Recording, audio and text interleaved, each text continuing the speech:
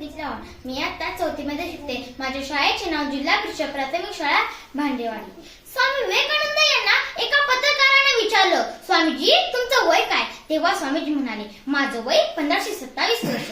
पत्रकाराने पुन्हा एकदा विचारलं, स्वामीजी मी तुमचं वय विचारलंय. तेव्हा स्वामीजी म्हणाले, होय माझं वय 1527 वर्ष. याची उकल करताना स्वामीजी म्हणाले, मी वाचलेल्या 1527 पुस्तकांना मी माझ्या वयातून वजा करू शकत नाही. मी वाचलेल्या 1527 पुस्तकांनी मला घडवलं, मला माणूस म्हणून समृद्ध केलं, माझ्यावर वाचनाचे संस्कार केले आणि या विषयावर बोलण्यासाठी मी आपल्यासमोर उभी आहे. मी या विचार मंचावर विषय मांडते, वाचन एक संस्कार, वाचन एक संस्कार. एक इंग्रज अधिकारी असं लिहितो, 6,500 मैल दूरवरून आम्ही जेव्हा हिंदुस्थानात आलो त्यावेळी 2,500 मैल लांब आणि 1,500 मैल रुंद अशा हिंदुस्थानावर राज्य करू अशा आमच्या मनामध्ये सुद्धा शंका नव्हती. इथल्या लोकांमध्ये शौर्य नाही असं नाही, ताकद नाही असं नाही, इथल्या लोकांमध्ये कल्पकता नाही असं नाही, बुद्धिमत्ता नाही असं नाही, पण या सर्व गोष्टी देशासाठी वापरतात हेच त्यांना कुणी शिकवलं नाही. पण या सर्व गोष्टी देशाकरता वापरतात हे जे शिकवतं ते वाचनच आहे.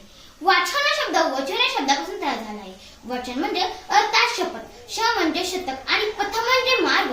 100 यशाचा मार्ग दाखवणारा जर काय असेल तर ते वाचनच आहे. मित्रांनो, मी बऱ्याचदा विचार करते, महापुरुष का बनले? कारण महापुरुषांनी वाचन केले. 7वीला असताना डॉक्टर बाबासाहेब आंबेडकरांना त्यांच्या कळसकर गुरुजींनी बुद्ध चरित्र नावाचं पुस्तक दिलं आणि अशीच खूप पुस्तके वाचून ते देशाची राजघटना लिहू शकले. महात्मा गांधी यांना 21व्या वर्षी एक पुस्तक मिळालं होतं. त्या पुस्तकाचं नाव होतं रायटर्स ऑफ मॅन थॉमस पेनचं ते पुस्तक आणि अशीच खूप पुस्तके वाचून ते देशाचे भात लावले. डॉक्टर बाबासाहेब आंबेडकरांच्या व्यक्तिगत ग्रंथालयात 40,000 ग्रंथ होते आणि एक राजगृह नावाचं घर होतं. त्या ग्रंथालयासाठी त्यांनी बांधलं होतं. माणसाला जर आयुष्यामध्ये यश मिळवायचं असेल ना तर बुद्धिमत्ता असेल चालत नाही, केवळ कल्पकता असायला हवी. आणि कल्पकता जर कशामुळे असेल तर ती वाचनामुळेच. या ठिकाणी मला एक प्रसंग सांगावासा वाटतो. 23 मार्च 1931 चा प्रसंग. त्या दिवशी आपले थोर देशभक्त भगतसिंग यांना फाशी दिली असं म्हणतात.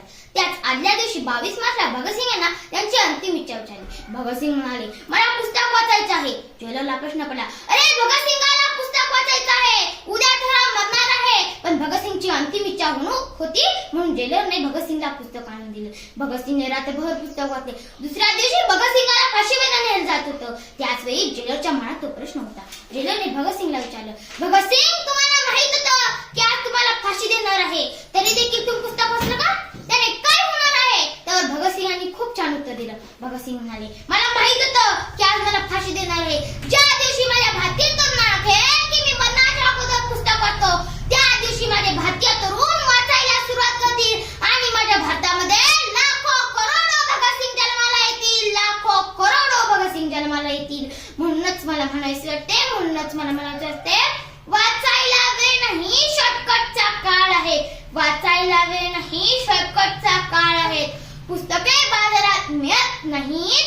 गाईडचा सुकाळ आहे, गाईडचा सुकाळ आहे. प्रार्थना पसायदान पाठ नाही आणि इंस्टावरची गाणी तोंडपाठ आहेत.